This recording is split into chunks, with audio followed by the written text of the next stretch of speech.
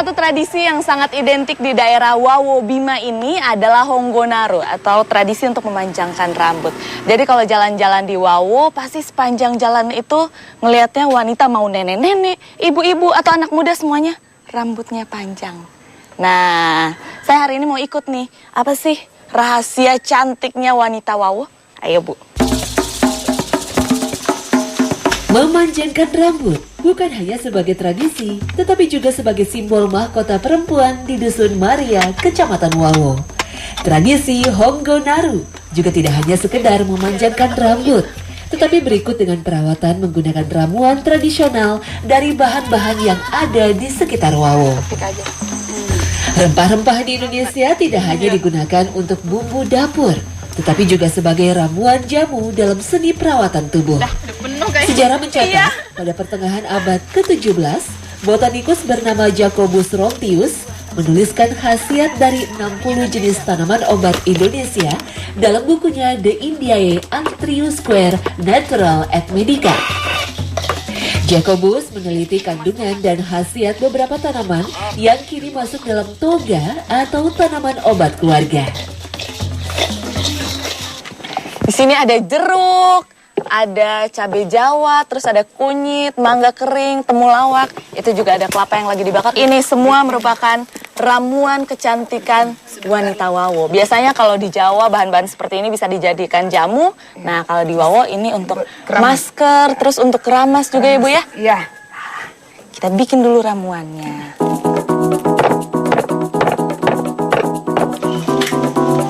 Kandungan antiseptik serta antioksidan pada kunyit dan temulawak baik bagi peremajaan kulit. Kaum wanita di sini memanfaatkan sebagai bahan utama pembuatan masker wajah dan lulur tubuh atau boreh. Kaum wanita juga memanfaatkan mangga dan jeruk yang telah dibusukkan sebagai bahan utama ramuan shampoo. Mangga maupun jeruk biasanya dicampur dengan olahan kelapa atau kemiri untuk keramas. Wanginya bikin saya lapar sebenarnya. Ini kalau lihat penampakannya sih seperti bubur ketan hitam. Soalnya berasnya disangrai sampai jadi hitam banget nih. Terus dicampur dengan rempah-rempah. Nah, berasnya ini fungsinya kan kasar tuh. Fungsinya seperti scrub kalau di produk-produk kosmetik.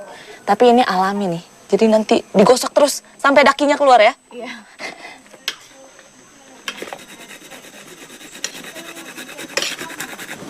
Nah, ramuan kecantikan ala Wawo sudah selesai. Ini bahan-bahannya. Ini yang buat rambut, buat keramas nanti namanya isu. Nah, buat lulur atau maskernya namanya Loimee. Loimee. Ayo kita coba langsung.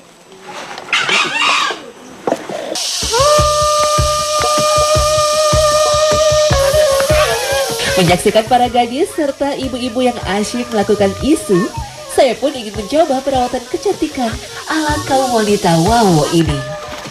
Seperti putri-putri keraton di Pulau Jawa yang melakukan perawatan kecantikan tubuh secara alami dan tradisional. Wanita Wawo hampir setiap hari atau seminggu sekali juga melakukan perawatan rambut di mata air dekat sungai atau oiwontu yang berarti air yang keluar dari celah batu. Ini digosok terus. Udah semua? Ini namanya apa? Loimee. Loimee. Ya. Artinya obat hitam. Mee itu hitam. Ya. Ini lulur alami khas bidadari Wawo. Jadi rasanya kayak bidadari turun dari kayangan udah pakai sarung, mandi di air, pakai lulur, bahan alami semua.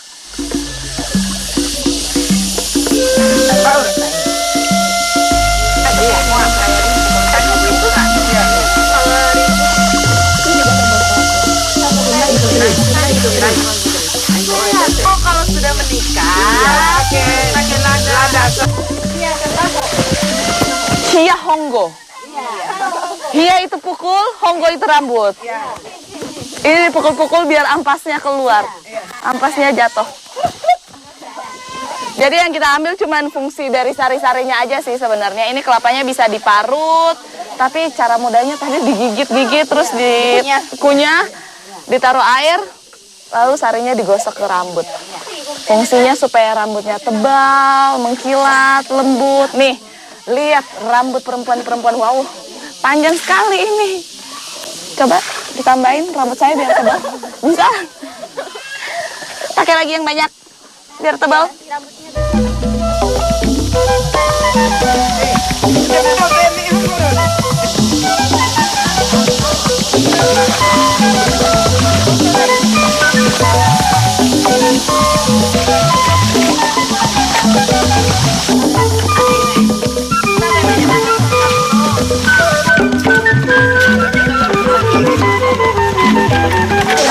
Tangannya begini. Oh, disisir pakai jari. Ya, jari ya biar lurus. Jadi udah lulur alami, terus pakai conditioner dan sampo alami juga. Ini rambut saya wangi banget. Kayak kue kelapa, kayak kelapa tart gitu. Dan rasanya itu di tangan lembut, kelihatannya juga mengkilat. Saya sudah seperti wanita wow belum ibu? Udah punya ya. Saya set. Harus gitu dong rambutnya. Di tengah menjamurnya produk kecantikan yang banyak menggunakan bahan kimia, ramuan perempuan Wawo patut menjadi referensi ramuan kecantikan perempuan Indonesia. Rambutnya kepanjangan jadi masuk ke muka kan. Ini jadiin kumis bisa, jadiin jenggot juga bisa, macam-macam.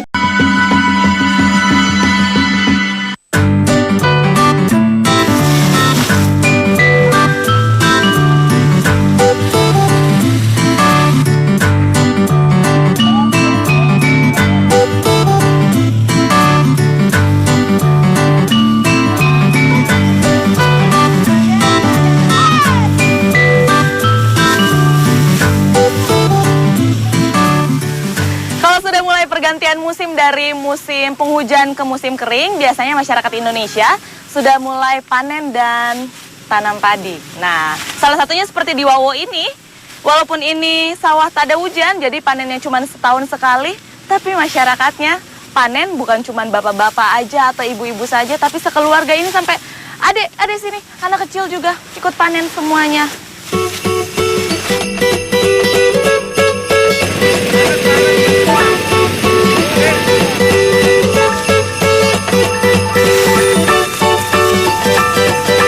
Bagi masyarakat Wawo, bersawah adalah nafas kehidupan. Wilayah Wawo subur karena berada di cekungan bukit dan gunung berhutan yang ada di sekelilingnya. Sebagian besar wilayah Kecamatan Wawo memang lahan tak ada hujan. Maka tak heran ketika musim panen tiba, seluruh warga dari orang tua hingga anak-anak turun ke sawah memanen hasil kerja keras mereka selama musim hujan.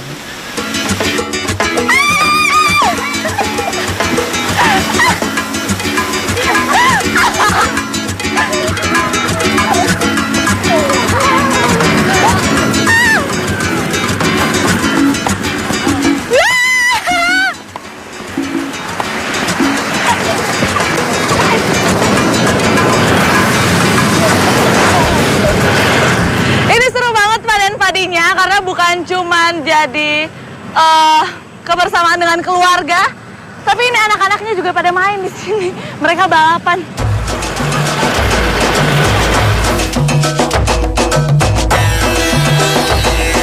Semangat gotong royong inilah yang tergambar dalam benak saya ketika menyaksikan proses panen padi di wilayah Wawo ini. Zaman boleh maju dan teknologi terus berkembang dengan segala kemudahan yang didapat. Namun tradisi, kebersamaan serta rasa kekeluargaan tetap menjadi pemersatu yang tak terbeli.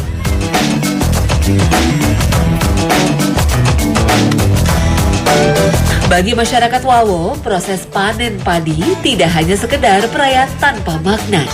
Masyarakat Wawo memiliki tradisi mengelola panen padi hingga teknik penyimpanan hasil panennya. Mereka memiliki lumbung yang dalam. Istilah lokal disebut umalengge atau rumah lumbung. Ada sekitar 96 unit lumbung atau lengge yang berjajar dalam kompleks dekat areal persawahan mereka. Lumbung atau lengge ini adalah tata kelola sistem ketahanan pangan bagi masyarakat Wawo yang telah diwariskan dari generasi ke generasi.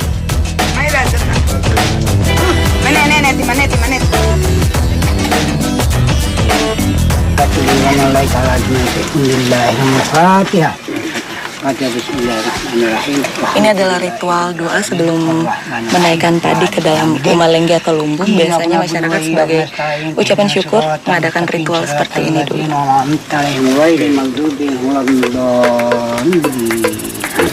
Rubana kana sisatan tawabiha ki israfina nafahati la ilaha illallahu adamu safihul.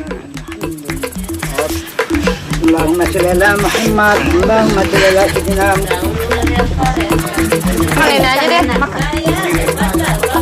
Konsep dari teori hierarki kebutuhan menurut tokoh psikologi humanistik asal Amerika Abraham Maslow, kebutuhan dasar manusia adalah kebutuhan fisiologis seperti sandang, pangan, dan papan. Manusia akan memenuhi kebutuhan dasar terlebih dahulu guna mencapai titik keseimbangan atau kesempurnaan sebagai manusia. Karenanya, jika kebutuhan dasar ini tak terpenuhi, maka manusia akan kehilangan kendali akan dirinya. Sejatinya, falsafah lumbung pangan seperti umalengge merupakan salah satu simbol dari masyarakat Nusantara yang berbudaya agraris. Umalengge merupakan salah satu solusi yang termanifestasikan dalam tradisi masyarakat Wawo untuk bertahan ketika menghadapi musim paceklik.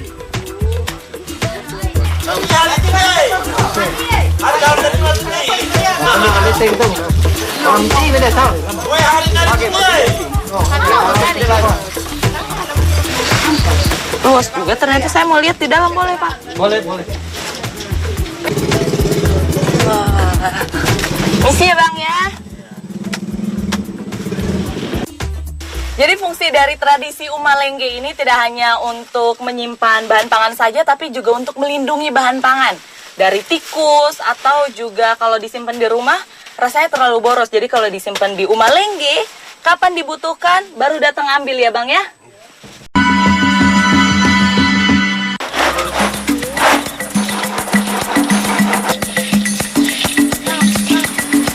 Tidak akan cukup mengeksplor tanah Bima dalam waktu 1 hari. Eksotis dan budaya yang menarik membuat saya ingin menelusuri lebih dalam keseharian hidup mereka. Masyarakat Wawo Bima memiliki pemahaman dalam terhadap alam dan memberi pengaruh besar dalam keseharian, salah satunya dalam hal mengolah makanan.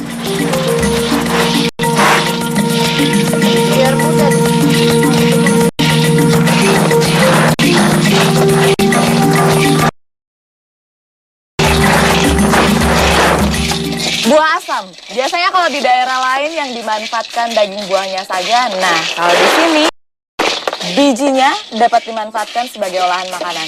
Namanya apa, Bu? Isi manggi. Isi manggi. Sangrai dulu bijinya.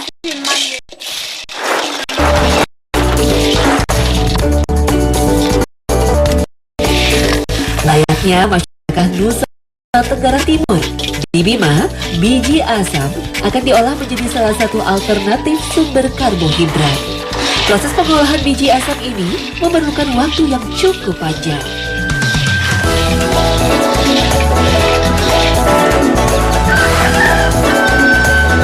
Ini ya, Bu ya. Ini biji asam yang sudah disangrai, kemudian ditumbuk supaya kulit arinya yang seperti ini lepas semua. Setelah bersih, ini belum bisa langsung dikonsumsi. Bentukannya memang kalau diperhatikan seperti kacang nih. Tapi kalau digigit masih keras. Harus direndam dulu di air minimal 1 malam ya Bu ya? Iya. Supaya empuk, supaya bisa dimakan. Ini masukin dulu ke air semuanya.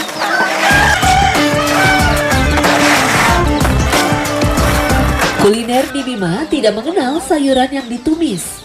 Sayur selalu identik dengan makanan yang berkuah. Utam beca maci atau yang berarti sayur bening merupakan sajian khas Bima berbahan utama daun kelor. Menurut Organisasi Kesehatan Dunia WHO, daun kelor mengandung kalsium 4 kali lipat lebih banyak dibandingkan susu. Antioksidannya juga baik untuk mencegah kanker pada tubuh. Maka tak heran jika warga Bima sangat menggemari daun kelor karena manfaatnya yang baik bagi tubuh. Masakan Bima juga sedikit mendapat pengaruh budaya Timur Tengah, sehingga tak lepas dari karakter gurih dan pedas. Maka tak heran jika setiap masakan selalu dilengkapi dengan sambal, baik mentah maupun masak. Salah satunya sambal dokoringa atau sambal wijen.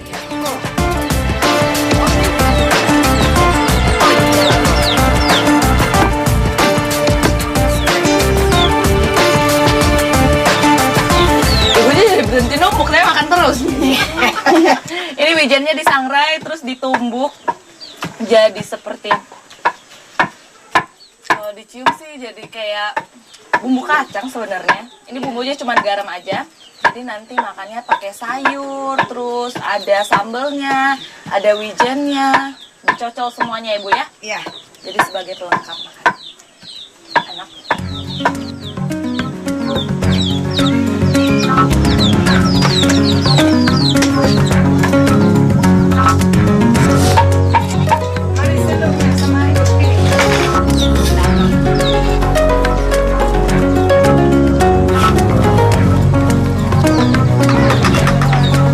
Ini wijennya, terus ini asam.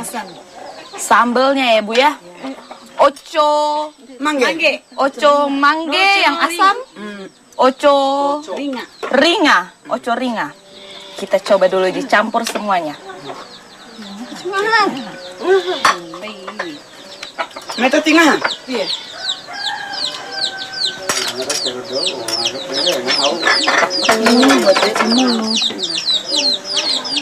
Wijen dicampur nasi, rasanya jadi kayak bumbu kacang. Terus dicampur dengan sambal asam. Kalau enak Ada apa Bu? gurih, ada asam. Caru. Caru oco mangge. Semuanya enak. Enak. Caru. Sama sambelnya. Caru. Masukin situ aja. Hah? Ayo, Bu.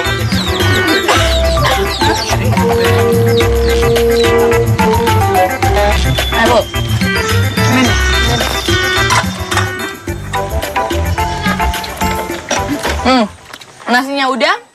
Sekarang dessertnya. Apa tadi namanya Bu? Isi mangge. Ini dia biji asamnya yang sudah direndam jadi sudah empuk.